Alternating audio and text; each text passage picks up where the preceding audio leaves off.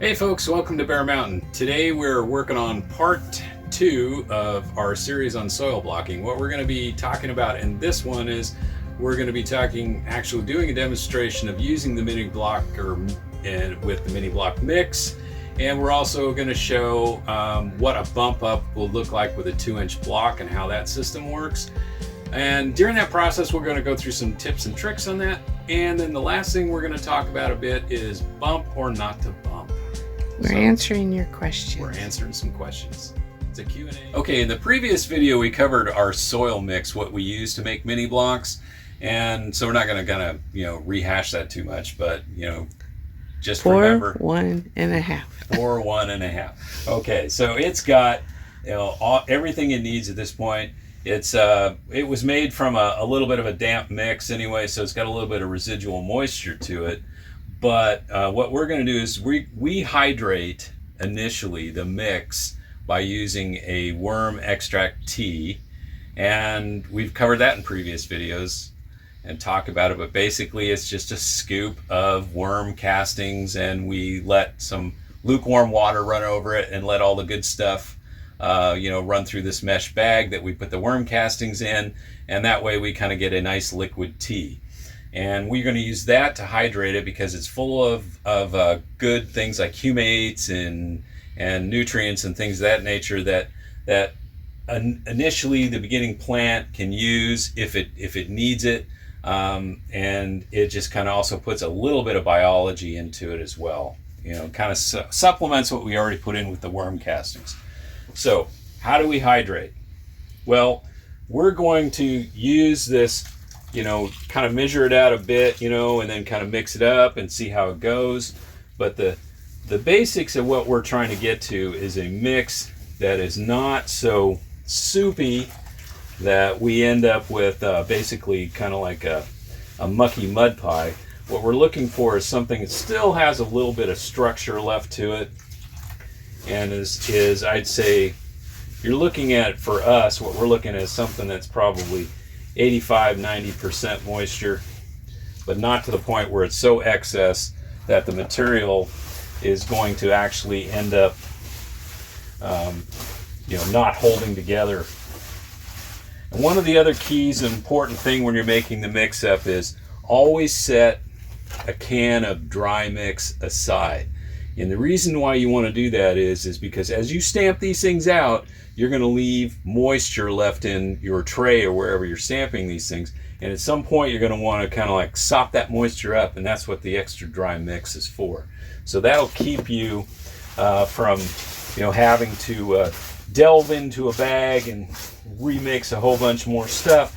So if you always mix enough to say 2/3 for your tray and 1/3 for outside of it to rehydrate, that's kind of what you're going to look for. Now, Does it already have the perlite in it? it's already got the perlite in it. It's got all the components in it. The mix is all mixed dry. So it's got the worm castings. Since we had to mix this from peat moss, it's also got some limestone in it, and it's got the perlite in it and the peat.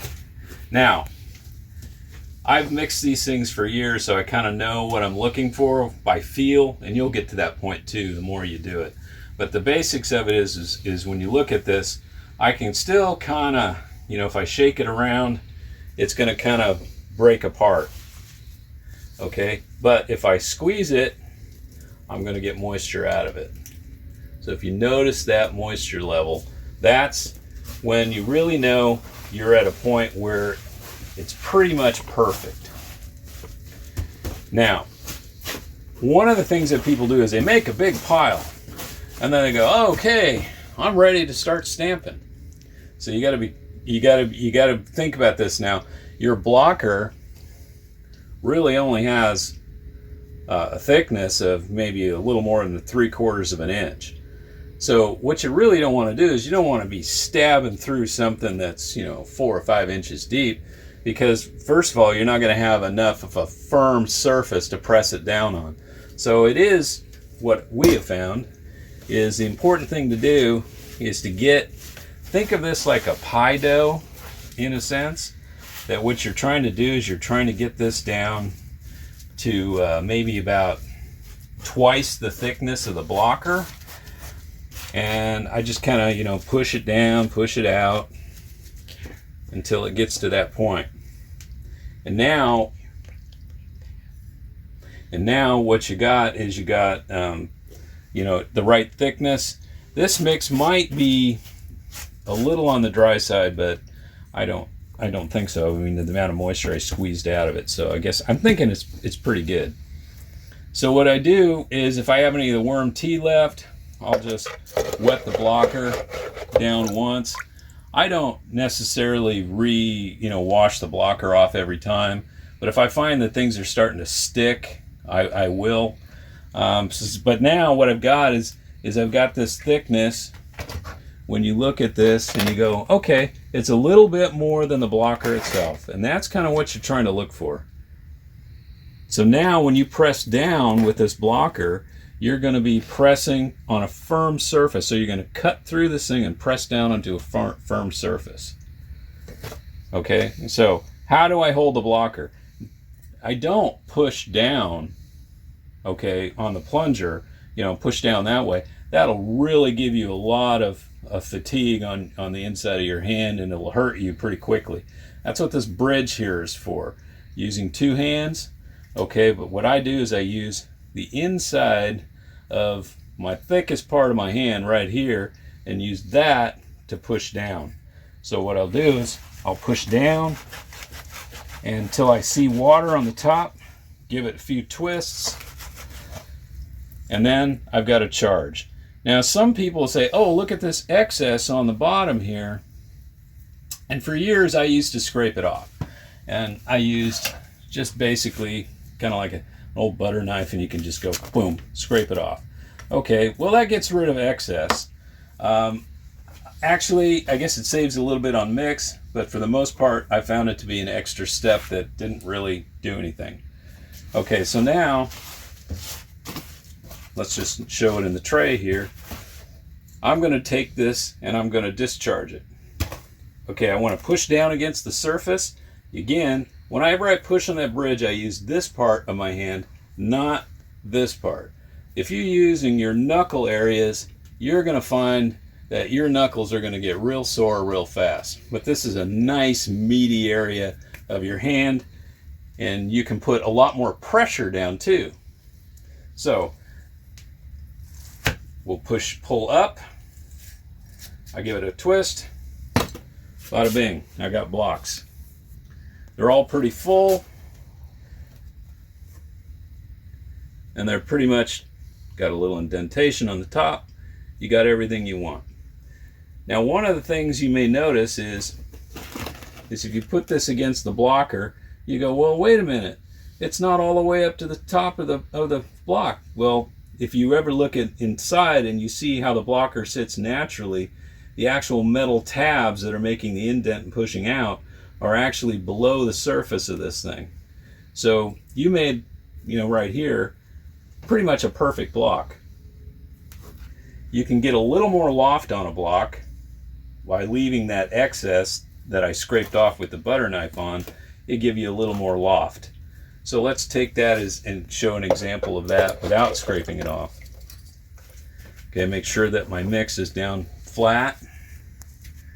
Okay, again using, and then twist until a firm surface. I see water on the top. Okay, I'm not going to take that excess off. Boom. Not much of a difference, really. Okay, so I took one block out of this section and one block from this section. Okay, this is from not scraping, this is from scraping.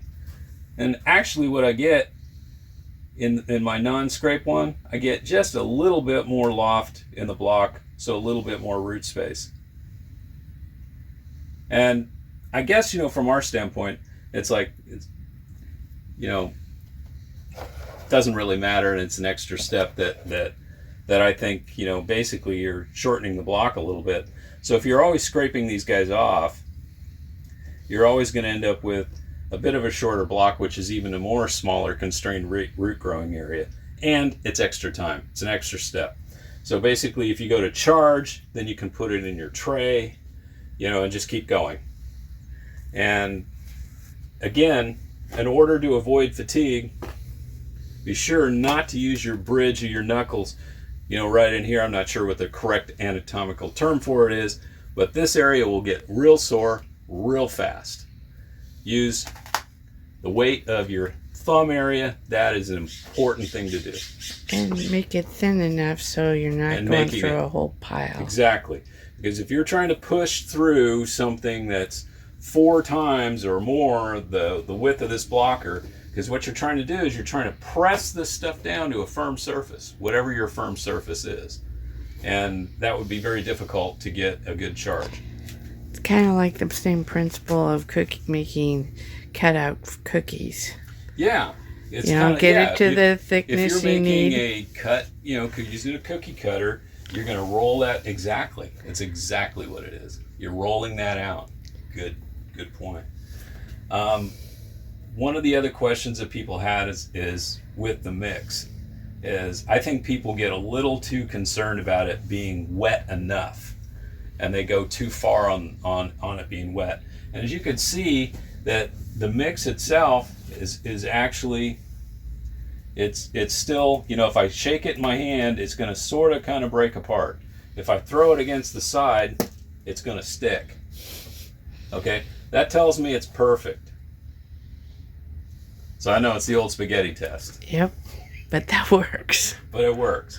So you can also too, if you've applied too much water to it, you go, whoa, got ahead of me. That's what you keep your dry mix for.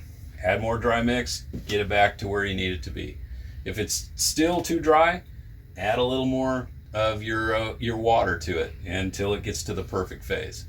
The more you do this stuff, the more you'll recognize you'll what get a perfect feel is. for it. It'll feel in your hand when you're mixing up. You go, that's right, that's perfect, and it brings you back to the days of making mud pies when you're a little kid.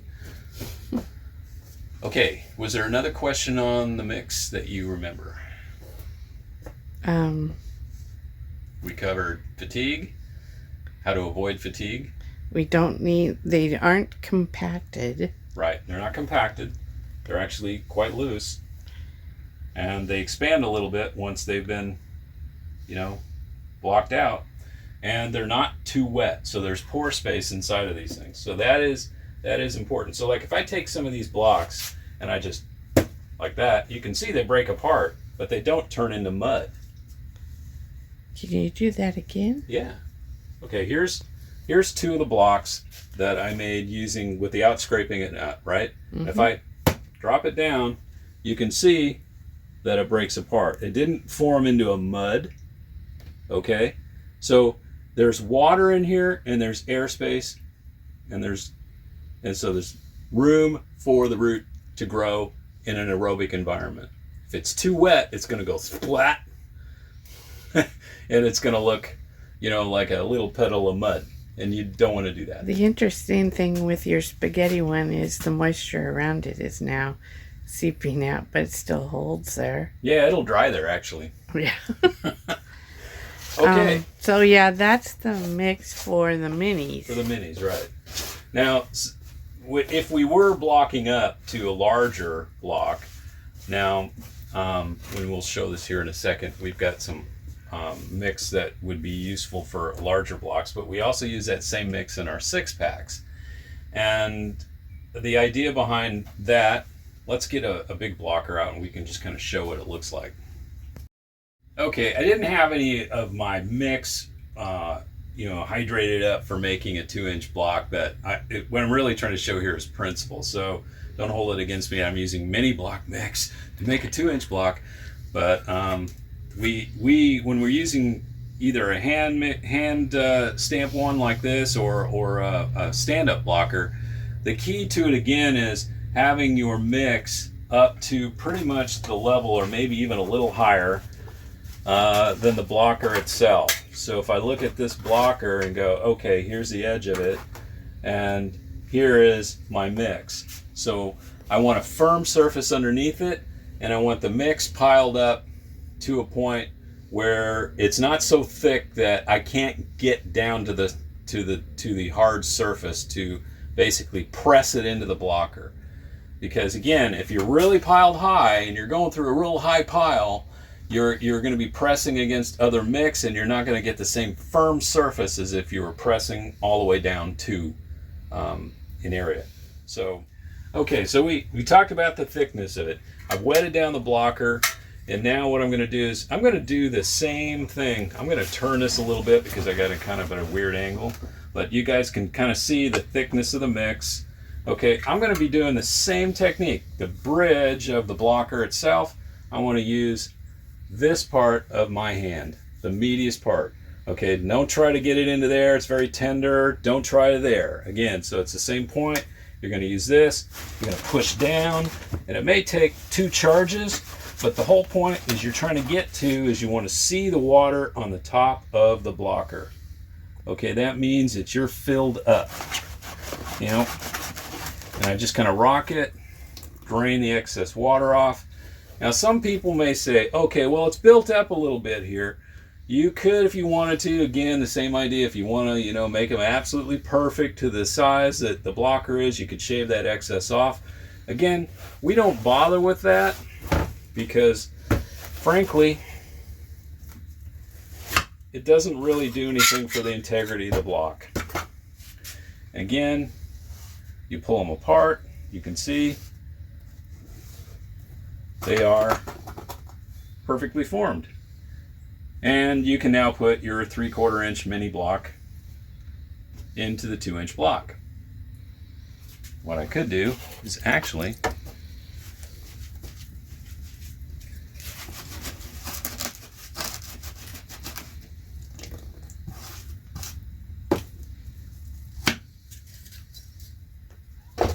okay, so if you were using the 2-inch block bump up system, you can see the 2-inch block, or the 3/4 inch block, fits right into the 2-inch block. Boom. And that is how you transplant into a 2-inch block. If you had a 4-inch blocker, this 2-inch block would go into the 4-inch block. It's really pretty a slick system. The only problem with it is the amount of time it takes to make the mix and stamping out the blocks. But in a perfect world, it does create a very good transplant. Okay, 2 reasons we use these guys. The first is ease of fill. You can fill these guys up very quickly as opposed to making a block. You don't have to use wet mix to start with to do the fill, and so they can go really fast. Then you wet them down, and then you're ready to transplant. Another reason, big reason, field transplanting. The size of the individual cells in these 6-packs are perfect to the size of our dibble stick. We may have remember from a video we did on spring planting ranunculus, we used the doubting dibbler, as we called it, but basically it's a dibble stick that punches a hole in the ground, you know, and in our no-till system, this works out great. Then we can just simply drop these guys in the same way that you put a 3/4 inch mini block into a 2-inch soil block. Same idea. Boom. So we can lay out on the ground pretty fast and then get these guys planted in with not much hands and knee work if we're doing it right. So that's the major advantages of this. Question now comes down to, again, kind of touched on in the first part, why do we bump up versus planting directly? For us, again, it was about the quality of the plant. Remember our discussion about the optimum root system, that when you're growing in a container, you're always trading off the efficiencies of space, time, resources with the optimum root system. So the more you constrain a plant, the more that plant is going to be requiring, you know, additional help from you in terms of irrigation or in terms of fertilization, whether it's foliar feed or feeding the, you know, limited root system that's in whatever container it's in.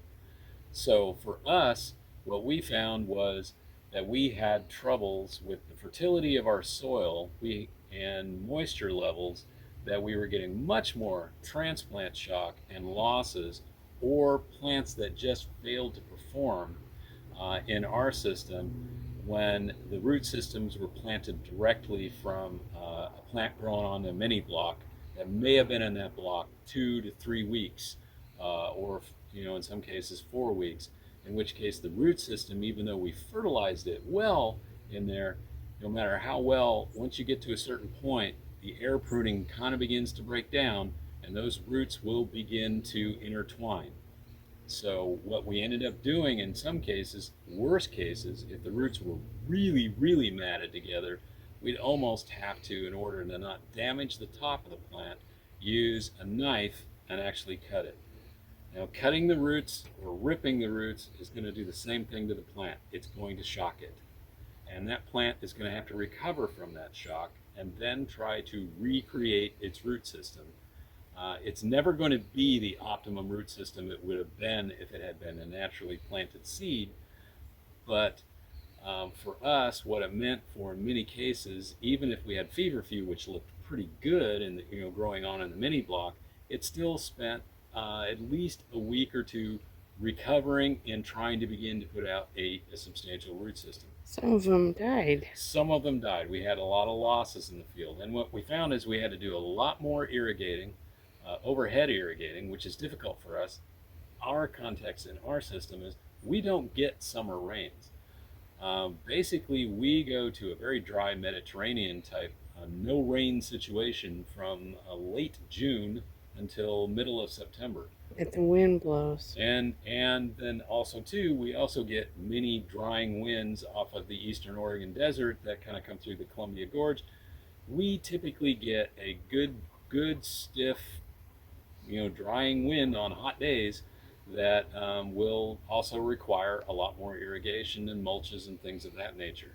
So what we found was we had more steps after doing things than we had this simple step of saying, wait a minute, we're going to take the time and bump these guys up, let the root systems develop a little more. They're still constrained, they're still not the optimum, okay, but there is more of a root system present in a larger cell pack after 3 to 4 weeks than a root system that would be present in just the mini block itself. And that's why we went to doing the bump ups. It was basically became a trade-off between pay me now or pay me later. We either have losses in the field or we have to spend more time irrigating. Again, with our climate, we run off a well. Overhead irrigating is, for us, a very limited proposition. And so in order to keep that moisture level in the soil, we have to do a lot more of something that it just didn't fit. And that's why we moved away from it. Does that mean it doesn't work? No, it doesn't mean that it doesn't work. If you have in an area where you have really good fertile soil and really good moisture holding capacity, and maybe you get fairly regular rains in the summertime, not wash away rains, but you get precipitation, and you may find that works for you. But in our case, it didn't work. And that's why we moved away from it. Okay, here's an example of stock that's been bumped up about 4 or 5 days ago. And what you can see is, in this case, we didn't put any vermiculite down, but you could put a fine vermiculite down to kind of control any kind of algae or anything. But we're moving into the time of the year where we've got good airflow, good temperatures, algae starts to be less and less of a problem. So we didn't bother to do that. So you always got to look at everything from a contextual standpoint. And in this case, that was an extra step that we didn't need to do at this point in time of the year. So these guys are going to grow on here. They were started on the 2nd of March. Today is the 26th. And this is the point where they're at. They're just putting out their first true set of leaves. And these guys are going to grow in here until they put out, start to work on their 3rd set of leaves. And when we'll know they're ready is because when we look at the bottom of these 6-packs, there are little slots. And this is for drainage and also somewhat for aeration. But when we start to see just little white tips, we know these guys are ready to go. We're not going to leave these guys in here until you see root growth coming out the bottom. Optimum is we just want to see it just starting to get, and it's going to start to air prune a little bit around it. But but that way we know also too that the roots have gone through the entire block, and there's going to be they're going to be getting to the point where they're going to start wrapping on each other. We want to get these guys in the ground before we start getting serious root wrap on the inside. These are the ones that were in the beginning picture of the first video. These are those. That was me taking them a photo of them coming out of the mini blocks, and you could see the root development. I took a bunch of still pictures that I'll include of the stages on that. Right. Okay, so this kind of wraps up episode 2 of the continuing saga, soil blocks. Anyway, this is an example of after we bumped everything up. So you can kind of see this was done, what, about 3 days ago, Yep. I guess, roughly. And there's no transplant shock, and the guys are growing pretty good. And they're working on their first set of true leaves, and some of them are even heading to their second. So we'll probably put these in the ground in, well, probably about 3 or 4 weeks based on the way they're growing right now. What we'll do, again, when we're going to put these guys in the ground, we're going to look for the root just beginning to come out at the bottom of these guys, because that tells us that the roots have gone down into the plug, and that any further growth is going to be a wrap around on the inside, and that's what we want to minimize before we get it in. So where these guys are going to grow on in is going to be as much natural light as possible. We'll fertilize them probably every week, roughly, and that's kind of where they need to be right now. And they're going to be a little stockier. Most likely when they get to that stage in the root development, they'll be somewhere starting their 3rd set of true leaves. So the plant should be, about another inch or so higher and look pretty stocky, and ready to go. So that's kind of what we're looking for, not just for stock, but for anything that we transplant. We want these guys to be up to the point where they're a sturdier plant and more able to withstand, what's going to be out there in nature. So we don't, do a lot of babying, fussing once we get these guys in the field. So the 3rd video will be fertilizing and watering. Right. We'll focus in on what do we do for fertilization, at what stages, how often, and what kind of mix we use to do that. And then Denise is going to be showing you guys how we bottom water the mini blocks, and we'll be talking about also too, if you're using bigger blocks, how we used to keep those guys hydrated using our capillary mat table, and so we can kind of walk back through that too. And so we'll do that. That'll be a pretty good episode, a lot of things. So did we cover everything we need to today? Yep. Okay, so I want to thank you guys for watching, and be sure to catch out the first episode, which we released a few days earlier on Wednesday. Today is Sunday when this comes out. So, and then the last episode of this thrilling 3-part series is going to be out next Wednesday, and so be sure to catch that one too. Plus, we have other videos on soil blocking, so these are all in our soil block playlist, so you can just go right to it on YouTube. We'll put some links in our show description on those too. And as always, like we did with the first episode, we'll put some chapters that you can do hyperlink to various parts of this video. So if there's things that you would really want to focus in on and not care about the other things, you can go right to it. Just makes it easier for you guys to find stuff. And those links are in the show description too. So always look at the show description. Lots of cool stuff in there. I guess at this point we got to say thanks for watching. Stay safe as always, and we'll catch you next time. Bye-bye. Bye-bye.